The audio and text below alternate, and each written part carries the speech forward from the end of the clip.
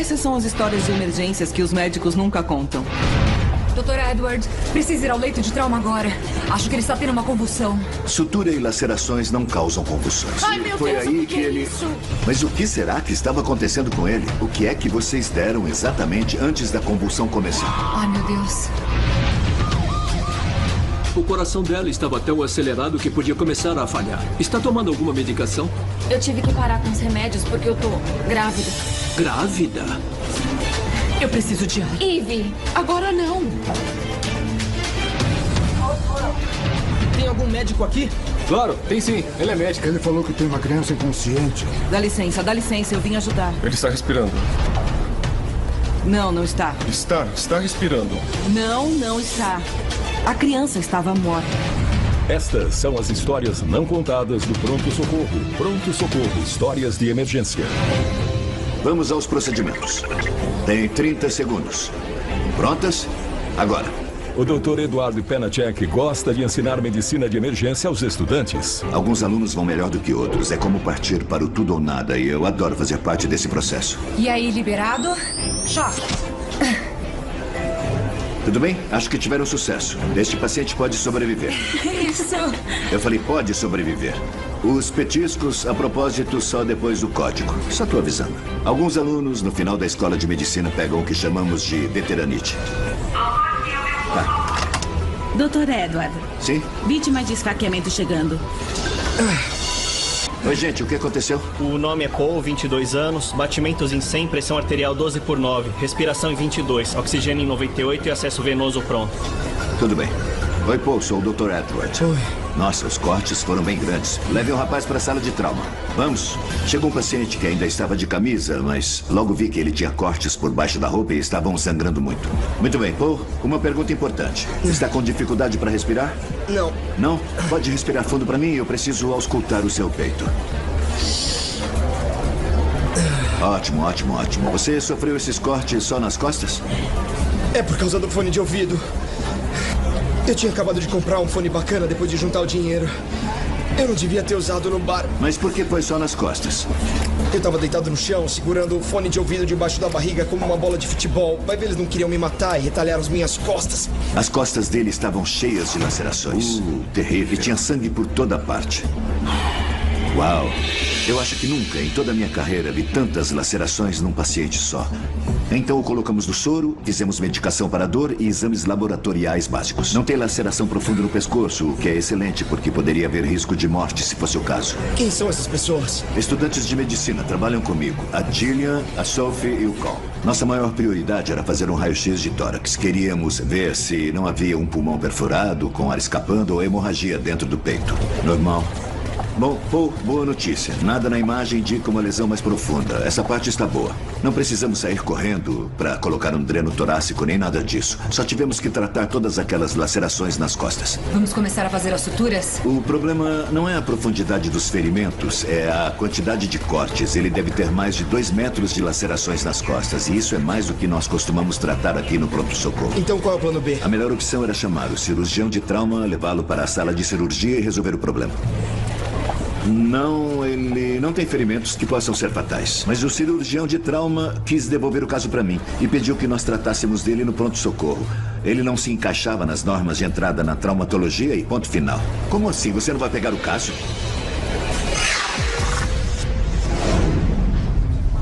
A doutora Kili Hanzelka está chegando ao fim de uma dupla jornada de 24 horas no pronto-socorro. Fazer qualquer coisa por 24 horas é maçante e cansativo. Eu trabalho meio período num pronto-socorro do interior e de vez em quando tenho turnos de 24 horas. E quando eu termino o turno, eu me sinto como um zumbi de tão cansada. Que horas são? Quase 8. Vai estar babando no travesseiro em menos de 1 hora, se for logo. Primeiro, isso é nojento.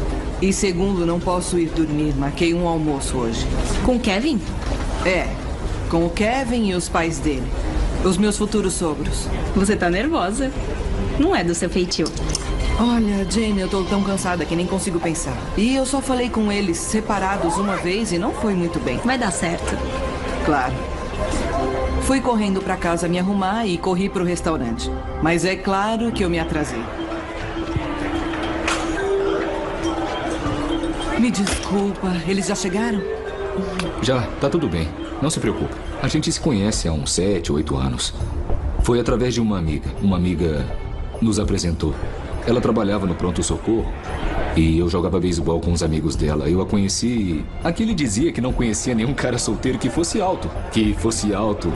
E a amiga dela falou que tinha conhecido um cara. Ai, como eu tô. Você tá linda. Por que tá tão nervosa? Eu tô super cansada, tanto que nem consigo terminar uma frase. Eu quero muito que eles gostem de mim, Kevin. Olha, eu vou casar com você. Eles têm que te aceitar, não tem alternativa. Ah, ótimo. Agora eu me sinto bem melhor. Só que não. A Killy é muito dinâmica no trabalho. Fora do trabalho, ela é uma pessoa bem diferente. É mais tranquila, sossegada, mais introvertida. A Killy tem dois lados bem diferentes. Geralmente, se conheço as pessoas, se conheço a situação e o meu ambiente, eu sou bem extrovertida e confiante. Mas se eu vou me encontrar com os meus futuros sogros, por exemplo, eu sou tímida e introvertida. Oi, como vai? Desculpe pelo atraso. Ela ficou muito nervosa, extremamente nervosa. Foi bem difícil fazê-la relaxar. Oi, da última vez eu comecei com o pé esquerdo. Que bom ver vocês de novo. Agora estamos noivos e planejando o casamento. Eu queria muito que eles gostassem de mim e aceitassem o fato de que eu vou casar com o filho deles. Não vemos a hora, não é, querida? Estamos muito... Desculpa. Lembrete, durma um pouco antes de almoçar com os sogros. Precisamos de ajuda. O que está acontecendo ali? Primeiro vimos 2 policiais que estavam no restaurante e de repente voltarem correndo. Tem algum médico aqui? Precisamos de ajuda. Claro, tem sim. Ela é médica. Não foi a primeira vez que isso aconteceu. Esse tipo de coisa acontece com a Killy o tempo todo. Já aconteceu de alguém ter um ataque de pânico e eu só fiz acalmar a pessoa, segurar a mão, conversar um pouco. Ele disse que tem uma criança inconsciente. Mas dessa vez foi diferente. Dá licença, eu vim ajudar. Ele está respirando. Não, não está. Está respirando. Não está. A criança estava morta. O Dr. César Aristieta era policial antes de se formar médico e usou essa experiência para resolver uma discussão. Ei! Ou seja, não se meteu. O que tá fazendo? Isso é horrível. Não é, Dr. César? Sem opinião. Só posso dizer que é melhor nunca interferir em uma discussão, porque cedo ou tarde as duas partes vão se virar contra você. Que eu saiba, não é você que manda aqui. E você não era a decoradora de interiores. Por isso eu costumo esperar até que o desentendimento se resolva e as pessoas se entendam. Qual o problema dela? Você nem me viu, hein? A não ser que a coisa piore ou alguém possa se machucar. Passando! Caso chegando. Naquela hora, a ambulância trouxe uma jovem que tinha sofrido um acidente de carro. Acidente de trânsito. O veículo colidiu com um poste de luz. Era a única ocupante. O nome é Lucy. Oi, Lucy. Sou o Dr. César. Você lembra o que aconteceu? Eu não sei. Foi tudo muito rápido. Estava desorientada quando chegamos. O airbag foi acionado e ela estava usando o cinto. Tá. Vamos colocá-la aqui. Ela parece bem nervosa. Podem tirar essa coisa? Eu já sei porque o meu cachorro odeia o enforcador. Tá bom. Eu vou examinar o seu pescoço primeiro, tá bom? Não se mexa ainda. Alguma dor enquanto faço isso? Não. Certo. Como está se sentindo? Um pouco nervosa. Tá. Sente dor em algum lugar? Não. Tinha muito pouca indicação visual do que podia ter acontecido. E como ela não sabia, tivemos que começar a procurar os motivos que a levaram a bater o carro. Tem algum problema médico? Além dos ataques de pânico, eu não sei se isso conta. Você estava tendo um essa manhã quando bateu o carro? Não um ataque completo, mas eu estava bastante ansiosa. Eu geralmente vou à academia para relaxar, mas eu estava com palpitação e fui embora. Quando eu vi, me falaram que eu tinha batido. Parecia uma pessoa saudável e normal, e apesar de estar um pouco nervosa, parecia estar bem. Dr. César tem que ver isso. Verificamos os sinais vitais e os batimentos cardíacos estavam bem acelerados. Mas não era só isso. Continua no 162. Normalmente os batimentos ficam subindo e descendo entre cada respiração da pessoa. Só um pouco, mas existe uma variação. O que está acontecendo que provavelmente eu não vou querer saber? Estamos preocupados com o seu coração batendo um pouco rápido, então eu vou fazer um eletrocardiograma para poder examinar melhor. É bastante incômodo quando o coração bate rápido assim. Pense quando faz um treino muito puxado ou uma corrida e como se sente quando fica sem fôlego. É como a paciente devia estar se sentindo, só que deitada e imóvel. Ela está em TSV. O ritmo que eu vi no eletrocardiograma era o que chamamos de TSV, ou taquicardia supraventricular. Quando existe TSV, pode ser uma condição grave e perigosa. Lucy, vimos algumas anomalias no seu eletrocardiograma. O coração dela estava tão acelerado que o coração não bombeava o sangue corretamente e podia começar a falhar. Eu tinha que fazer alguma coisa rápida. Está tomando alguma medicação? Não. Ultimamente não. O primeiro tratamento para TSV é um medicamento. E eu precisava ter certeza de que nada ia interferir com a ação desse medicamento. Alguma coisa para ansiedade? Não. Sabe, eu tive que parar com os remédios porque eu tô grávida. Grávida? Nem tinha passado pela minha cabeça. Ela nem parecia estar grávida. É que eu só tô de 11 semanas e nem eu acredito ainda. Uma mulher grávida não consegue tolerar essa frequência cardíaca, pelo mesmo tempo que uma mulher não grávida com essa idade e saúde. Portanto, era imperativo deixar os batimentos cardíacos sob controle. Então, o que vai ter que fazer? O problema é que surgiu uma complicação. Nenhuma das drogas que seriam usadas para tratar a TSV foi testada em mulheres grávidas. Aí vem. A exausta doutora Killy vai almoçar com os futuros sogros quando são interrompidos por uma emergência médica. O que está acontecendo ali? Tem algum médico aqui? Precisamos de ajuda. Dá licença, eu vim ajudar. Ele está respirando. O menino estava em perigo, eu vi logo isso. Não está. Está respirando. Não está. Eu nem me dei conta do meu cansaço. Numa situação como essa, nós agimos na hora. Traz a máscara aqui, por favor, e faz a ventilação. Faz 2 ventilações a cada 30 compressões, tá bom? Já chamaram a ambulância? Já está vindo. Moça, eu juro, ele estava respirando. Você é médica? Sou. E isso se chama respiração agônica. Ele ainda não tem pulso. Quando uma pessoa acaba de morrer e ainda tem atividade acontecendo no tronco cerebral, ela dá alguns últimos suspiros. Mas quando o coração não está batendo, ela está tecnicamente morta. Vamos trocar aqui para 2 ventilações. Eu quero que você assuma, tá bom? Pronto? 2 vezes. Sem desfibrilador, sem medicação, sem oxigênio. O meu trabalho era fazer uma boa reanimação e manter assim até a ambulância chegar. 2 ventilações. Tudo bem, o braço aqui, por cima, isso mesmo. Incrível! Era um policial que impunha respeito. Ela o tratou de igual para igual. Aquele nervosa se tornou aquele no comando, sem pensar 2 vezes. 25, Isso 26, mesmo, continua 27, até 30. 28, 29, 30. 2 ventilações. Nós estamos sempre juntos e ela me conta o que acontece no trabalho. Ela sempre fala sobre isso. 2, 3, 4, 5, 6, 7. Não 8, se preocupe. 9, 10. Ela tem dias difíceis e sempre me conta sobre eles. Então, para mim, vê-la naquele ambiente é como ver ao vivo o que ela me conta o tempo todo. Mas os meus pais, eles não conhecem esse lado dela. Então, foi um momento de orgulho, mas também foi assim meio... Foi um momento que vou me lembrar sempre, vendo os meus pais presenciando aquilo pela primeira vez. Foi mesmo incrível. Não espere, assim que ele terminar, retome as compressões. 1, 2, 3, 4, 5, 6. E a ambulância? Tem certeza que eles chamaram? Tenho, está vindo pra cá. Eu não queria assustar os pais, mas era uma questão de minutos. Se a ambulância não chegasse logo, a criança não ia resistir. O Dr. Edward tem um paciente com ferimentos à faca extensos demais para serem tratados no pronto-socorro. Espera um pouco, como assim? Não vai pegar o caso? Mas o cirurgião de trauma se recusa a aceitar o caso.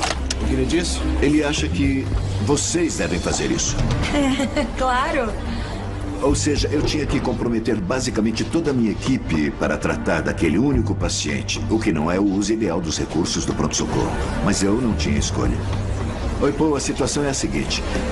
A sala de cirurgia não está disponível e vamos ter que tratar você aqui mesmo no pronto-socorro. Eu designei esses 3 estudantes de medicina para cuidar de você. Tá falando sério? Olha, eu não faria isso se não achasse que é a melhor opção para você. E se eu recusar os estudantes de medicina? Aí, infelizmente, terá que esperar o turno de outro médico. Alguém que tenha tempo para isso, porque eu tenho outros pacientes para atender. Eu acho que essa é a melhor opção para você. Tá bom? Tudo bem, espero que seja um bom professor. Agora, era uma questão de pegar anestésico local, a lidocaína e anestesiar os cortes. É preciso injetar em todas as bordas de cada um dos cortes. Podem fazer uma sutura contínua para alguns dos cortes maiores e aí suturas simples interrompidas para os outros. É tudo muito simples e fácil, como vocês já aprenderam. Tudo. Então, digamos que passou 1 hora e eu estava atendendo outros pacientes, quando, de repente... Dr. Edward, precisa ver o paciente de trauma Por quê? O que agora. foi? Acho que ele está tendo uma convulsão. Sutura e lacerações não causam convulsões. O que estava acontecendo?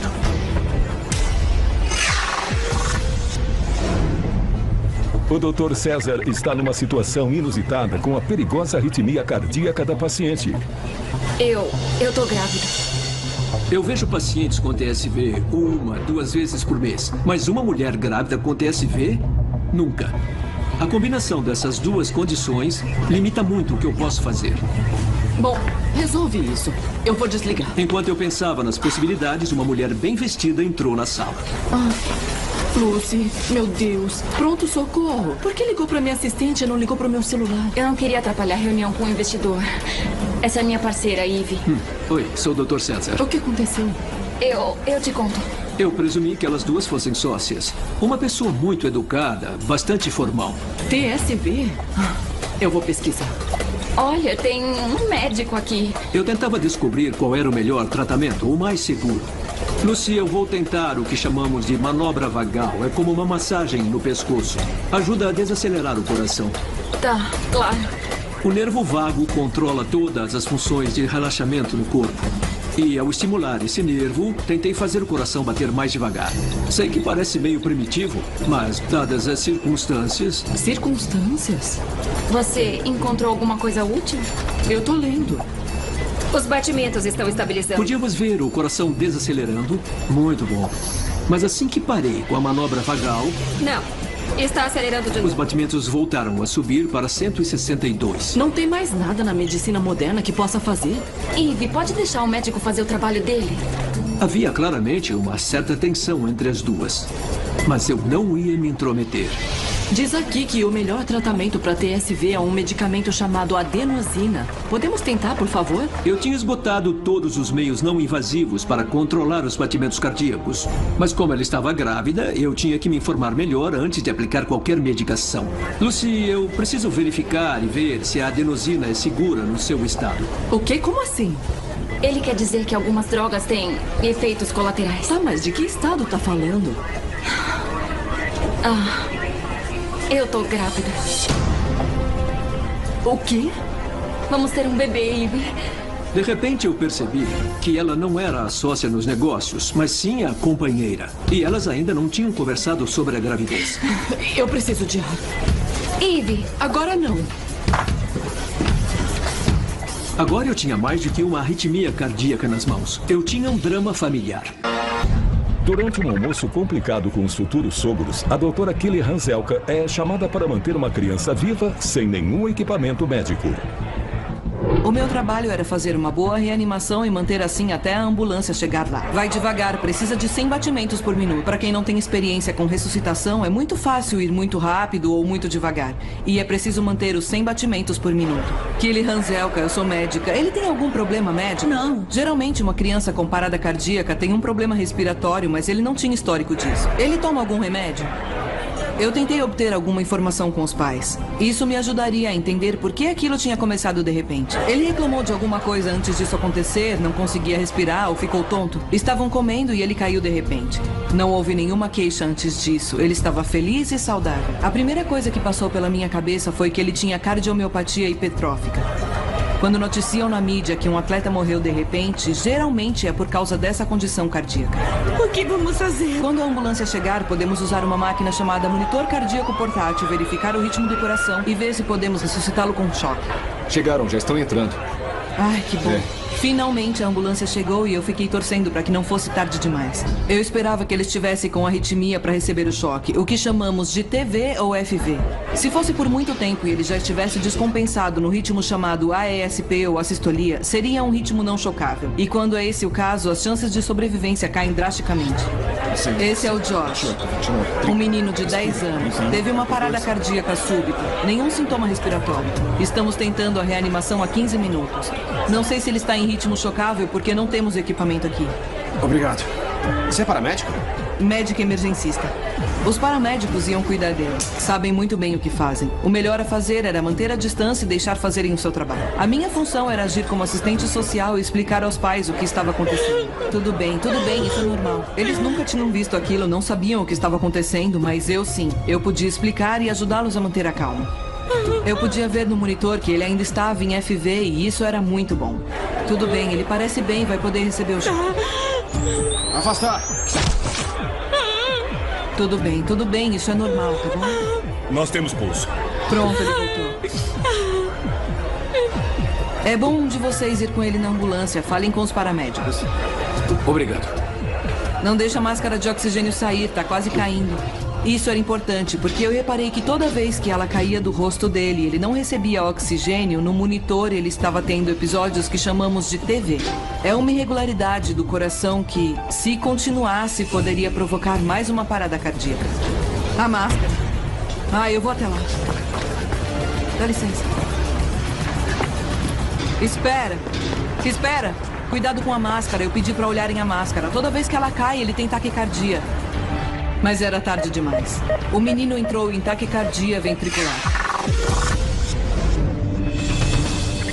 O paciente do Dr. Edward com múltiplos ferimentos à faca está tendo uma convulsão inexplicável.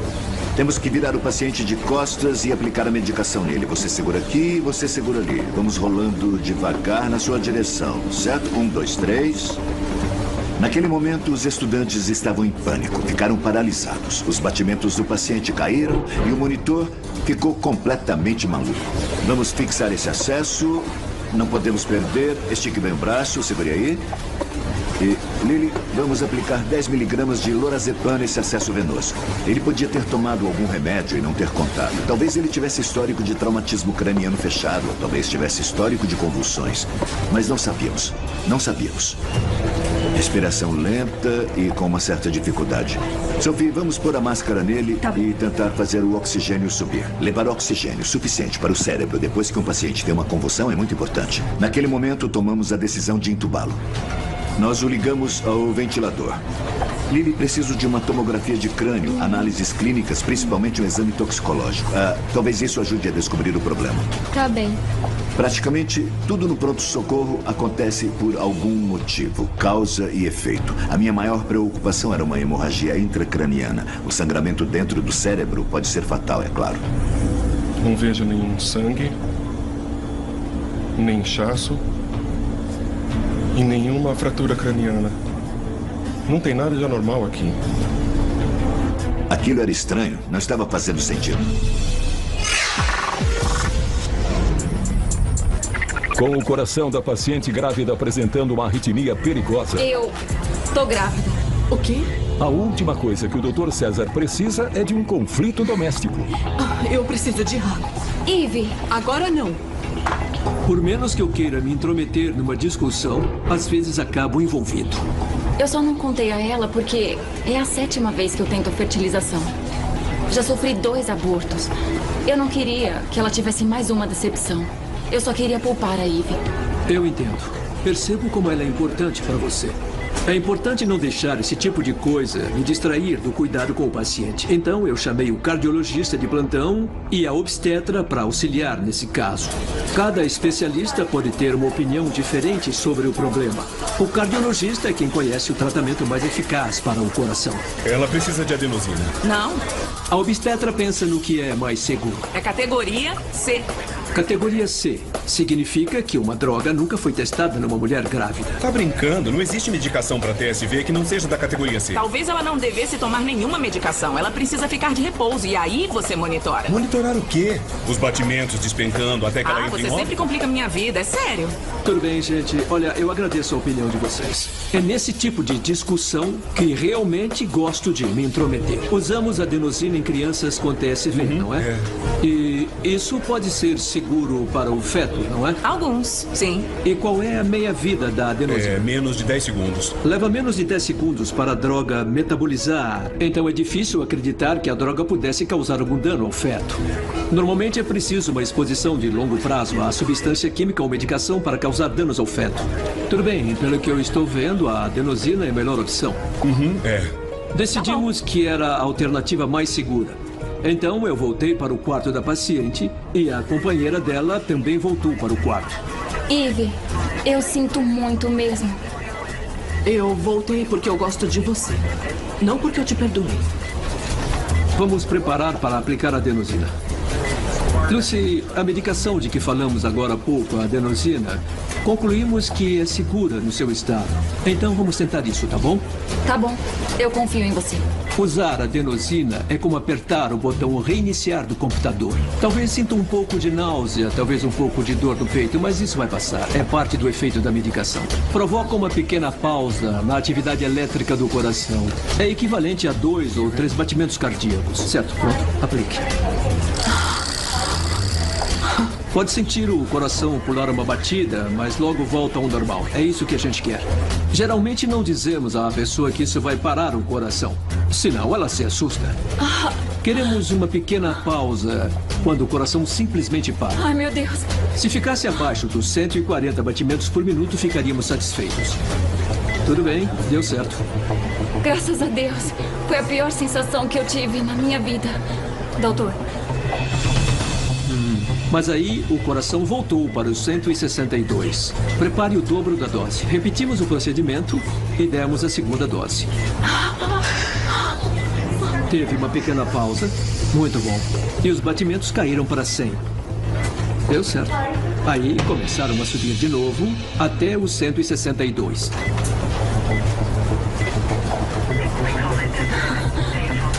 Por favor, não diga que vamos ter que repetir. Infelizmente. A recomendação é tentar usar a droga para a TSV 3 vezes. Nós demos mais uma dose e, para minha surpresa, teve o mesmo efeito. Uma pequena pausa, seguida por um retorno para o mesmo número 162. Voltei para conversar com os outros médicos. Outras ideias, recomendações? Tenta o diltiazem. E aí tivemos que tentar uma outra droga que não tinha sido testada em mulheres grávidas. Bom, você já conhece as minhas objeções, mas devido às circunstâncias, sim, eu concordo. Certo, obrigado. De nada. Então voltei para a paciente. E ela estava com um aspecto totalmente diferente. Estava fria, gelada, suando, respiração pesada. Estava muito mal. A pressão arterial caiu para 8/4. Ela estava entrando em um choque cardiogênico. Ou seja, o coração dela estava parando. Ivy, por favor, fala comigo. Você me perdoa? Esse era um dos meus maiores medos e agora os riscos tinham aumentado. Claro que sim. E você vai ficar bem. Vai dar mais alguma coisa? Agora é um pouco mais complicado. O diltiazem tem um efeito colateral indesejado. Ele pode baixar a pressão arterial. E numa paciente que já está com a pressão arterial baixa, uma situação ruim fica ainda pior. Eu só tinha uma alternativa. Pegue o desfibrilador e ajuste para a cardioversão. Era uma coisa que eu não queria fazer com uma mulher grávida, mas fui obrigado. Agora.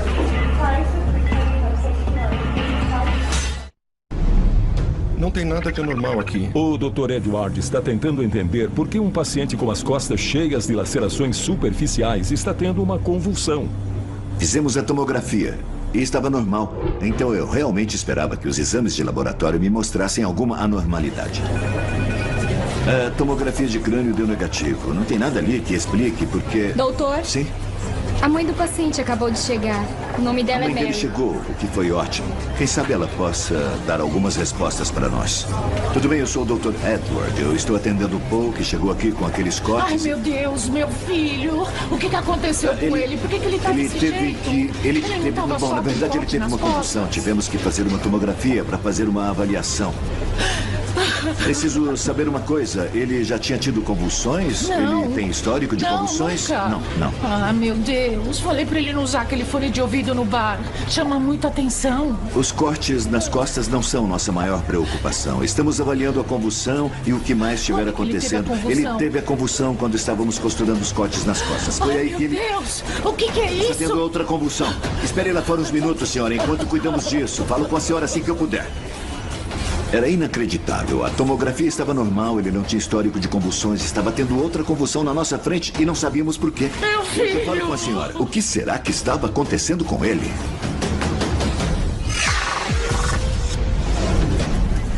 Com o coração da paciente grávida falhando, o Dr. César só tem mais uma opção de tratamento. Tive que aplicar o choque. Tem certeza que é seguro pro bebê? Não tínhamos muito tempo para discutir aquilo. Estávamos correndo contra o tempo. Não era minha primeira escolha, mas temos que agir rápido para tratar a arritmia e fazer a pressão arterial voltar ao normal. A pressão baixa é prejudicial, tanto para ela quanto para o bebê. O que pode acontecer? Eu quero que seja muito franco. A minha preocupação agora é o aborto. Aborto? Aborto? Seus batimentos estão muito rápidos por muito tempo. Sem tratamento, você e o bebê estarão em risco. Quando aplicamos eletricidade ao corpo de uma pessoa, fazemos todos os músculos se contraírem violentamente, inclusive o útero. E não queremos que o útero se contraia violentamente numa mulher grávida, porque isso pode provocar um aborto. Vamos tomar algumas precauções para proteger o bebê. Pode aplicar 50 microgramas de fentanil. Eu ia sedá-la um pouco para relaxar os músculos e deixar o procedimento menos incômodo. Ivy, eu tô com medo. Ah, tá tudo bem, Lucy. Vai ficar tudo bem. Eu ia pôr as pás de eletrodos no peito e nas costas da paciente para limitar a eletricidade no trajeto que a eletricidade iria percorrer nessa paciente. Assim ela não iria contrair as outras partes do corpo. Vamos ter esse bebê juntas e vamos ficar velhas e enrugadas juntas. Fentanil aplicável. Eu ia usar a menor quantidade possível de eletricidade. Vamos carregar o desfibrilador em 25 joules e sincronizar. 25 joules é praticamente a dose mínima eficaz. Eu te amo. Não vai errar. Pronto. Liberado? Apertamos o botão. Liberado. Mas se eu apertasse no momento errado, eu poderia parar o coração dela. 100 batimentos por minuto. Isso é bom. A pressão tá voltando a subir. Conseguimos o efeito que queríamos de reiniciar o coração. Esperei alguns minutos para ver se o ritmo cardíaco se mantinha. E se manteve. Finalmente. Fiquei muito contente. Descanse um pouquinho. Eu volto daqui a pouco para ver como você está. Pode ficar de olho, né? Saí do quarto para ver outros pacientes. Mas alguns minutos depois, leve o sangue ao laboratório. Doutor César. Sim, o que foi? É a Lucy. Os batimentos voltaram para 162. Certo. E lá fomos nós de novo. Só que eu estava ficando sem opções. Durante o almoço com os futuros sogros... Ah, não. Eu vou até lá. A doutora Killy manteve uma criança viva até a chegada da ambulância. Espera. Agora, ela tem que salvá-la de novo. Cuidado com a máscara. Toda vez que ela cai, ele tem taquicardia. O menino que estava gemendo e tentando se mexer na maca, de repente, não respondeu mais quando o coração entrou em TV. Ele precisa de choque. Carrega para 100 joules bifásico. Quando estava sem oxigênio, ele teve breves episódios de taquicardia. E agora ele estava com taquicardia sustentada. Não estava voltando ao normal, não tinha sangue circulando pelo corpo. Portanto, ele teve mais uma parada cardíaca. Carregando. Afastem. Choque. Demos mais um choque e, felizmente, o ritmo imediatamente voltou ao normal. Temos ritmo normal. Ele tem pulso. Pressão 9/6. Tá ótimo. Precisa ficar assim o tempo todo, tá bom? Obrigado. Eles não deixaram mais a máscara cair, colocaram o menino na ambulância e foram para o hospital. Vem cá, como te encontramos? No pronto-socorro pediátrico do Mercy. Boa sorte. Muito obrigado. Naquela altura, Killy podia ficar sossegada. Os meus pais ficaram muito impressionados com ela e com o que ela fez naquela situação, salvando a vida da criança. Eu não quero ser pessimista, mas ele ainda não está fora de perigo. Ele pode morrer? Bom, ele tecnicamente já morreu. Ficou clinicamente morto por 15 minutos. E se ele sobreviver, existe a possibilidade de danos cerebrais. Coitadinho. Como sabemos se ele vai resistir? Bom, ele não é meu paciente, então o jeito é torcer para isso como todo mundo. Eu preciso saber. Não vou aguentar ficar sem saber. Ai, meu Deus, o que é isso? O paciente esfaqueado do Dr. Edward acaba de ter mais uma convulsão inexplicável. A mãe dele chegou, ele supostamente não tinha histórico de convulsões, mas continuou tendo convulsões. Gillian, pegue o lorazepam ali, vamos dar 10 miligramas. Demos mais lorazepam e isso parou a convulsão. Mas não podíamos continuar fazendo as suturas até desvendar aquele mistério médico. O que está causando isso? O que tem de errado? Tem mais alguma coisa acontecendo com ele? Olha, infelizmente, não sabemos exatamente o que está provocando as convulsões. Por isso estamos fazendo mais exames. Eu consultei o exame toxicológico para ver se tinha cocaína ou anfetamina, sabe? Que podem provocar convulsões. Mas o exame estava normal. Mais uma causa descartada da minha lista. Então voltamos à estaca zero. Pode esperar lá fora um pouquinho, eu só vou repassar alguns detalhes. Não vai demorar. Depois falamos com as senhoras, tá bom? Vai ser rápido. Nós fizemos alguma coisa errada? O que vocês deram exatamente? O que aconteceu exatamente antes da convulsão começar? Naquela altura, os alunos ficaram receosos de terem feito alguma coisa errada porque aconteceu durante a sutura. Começamos aplicando uma injeção de anestésico local por baixo da pele e nos 2 lados das lacerações, como a gente sempre costuma fazer. Sutura contínua para os cortes maiores, como o senhor mandou. Depois começamos com as suturas interrompidas. Mas o que exatamente vocês usaram como anestésico local? Nós só usamos lidocaína. Só essas, doutor. Oh, meu Deus. Estão me dizendo que usaram todos esses frascos de lidocaína nesse paciente? Como a gente demorou muito para suturar, ele se mexeu muito, aí doeu bastante. A lidocaína injetável tem uma dosagem máxima permitida e recomendada que é cerca de um frasco inteiro em um adulto. Parece que vocês deram a ele cerca de 10 vezes a dosagem máxima permitida de lidocaína. Eu acho que essa é a nossa resposta. Ai, meu Deus.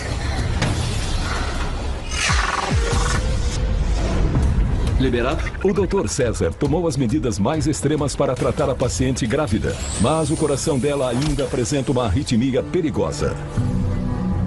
Os batimentos voltaram para 162. Certo. A paciente já tinha ficado instável uma vez. E se eu deixasse isso continuar, a vida da mãe e a vida do feto correriam um perigo. Parecia que tínhamos voltado à estaca zero. Já tínhamos debatido o assunto e estávamos quase sem opções. A TSV é claramente refratária. Uma TSV refratária é aquela que não responde às medicações tradicionais. Não pode afirmar, não pode dizer que é refratária. Ainda não tentou o diltiazem. Tenho medo de que a mistura de antiarrítmicos possa piorar a arritmia.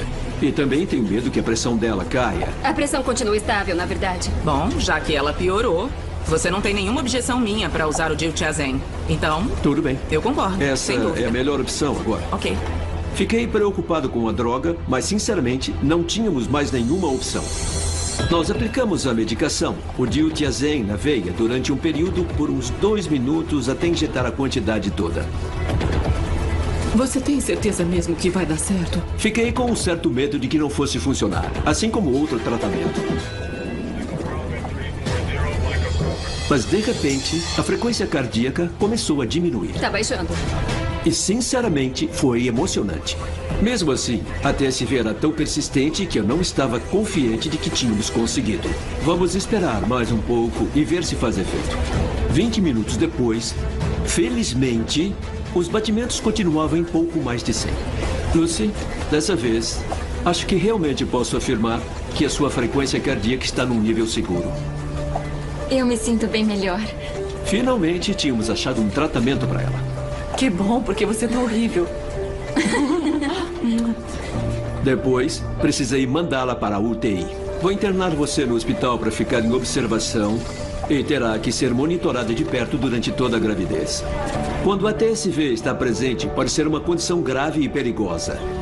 A taquicardia supraventricular significa que o paciente nasceu com uma via acessória no coração e agora tem um circuito elétrico onde a eletricidade fica circulando e circulando em vez de passar pela via normal do coração. E quando o bebê nascer, você precisará de um procedimento para corrigir o problema no coração. Quando eu tiver o bebê, ouvi o Eve.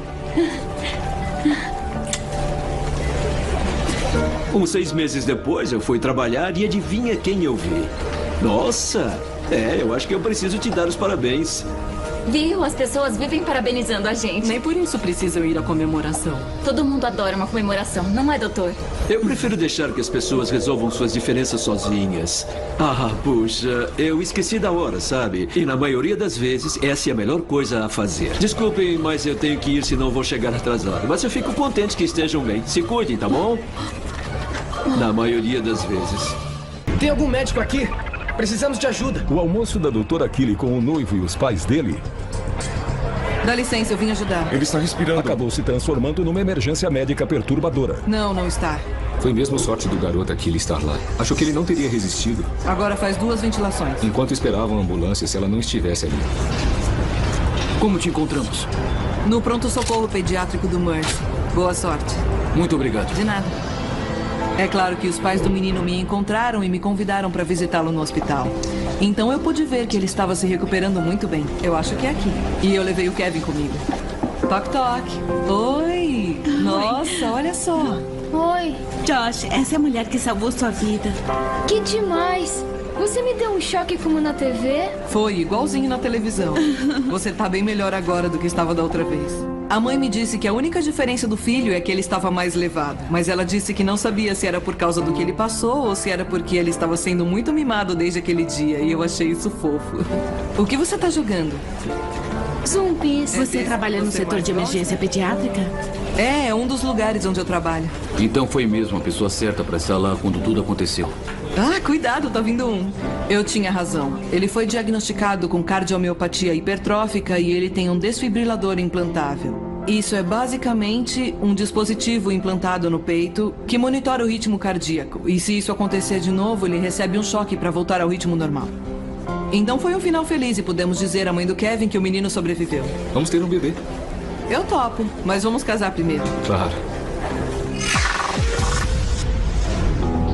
Só essas, doutor. O Dr. Edward finalmente descobriu o que está provocando as convulsões no paciente ferido à faca. Ah, meu Deus. Os estudantes de medicina injetaram nele uma quantidade tóxica do anestésico lidocaína. Quando eu vi todos aqueles frascos de lidocaína na bandeja, me deu um estalo. O paciente estava intoxicado com lidocaína. Sintomas clássicos: inquieto, irritado e convulsionando. Se encaixava perfeitamente. Nossa, eu tô quase passando mal por ter provocado as convulsões no paciente. Era a quantidade necessária para anestesiar todas as lacerações. Mas você não está se especializando em anestesiologia? Não te ensinaram a dosagem máxima para anestesia local? Claro, mas nas aulas ensinaram em miligramas. Esses frascos têm mililitros. A boa notícia é que a lidocaína não dura muito tempo. Perde o efeito após algumas horas e não tem efeitos duradouros. No setor de emergência são cometidos erros e sempre aprendemos muito mais com os erros cometidos do que quando tudo dá certo. Lição aprendida. Vamos então preparar o paciente e levá-lo para a cirurgia. Fiquei ansioso para ligar de novo para o mesmo cirurgião de trauma com quem eu tinha falado. Eu ia dizer que a boa notícia era que já tínhamos feito metade das suturas. Agora só faltava mais 1 metro. É melhor eu contar para a mãe dele o que aconteceu. É uma boa ideia, Cole. Obrigado. Quer meu apoio? Pode deixar. Alguns eu não estava esperando. Senti orgulho dele. Meus estudantes aprenderam uma lição valiosa que vão lembrar para o resto da vida. Também aprendi. No dia seguinte, fiquei muito curioso quanto ao estado do paciente. Fui até a UTI para ver como ele estava. E te ajude a se recuperar mais rápido. Gillian, Sophie e Cole. Meus estudantes de medicina deram o fone para ele. Foi um bom professor. Oh, obrigado.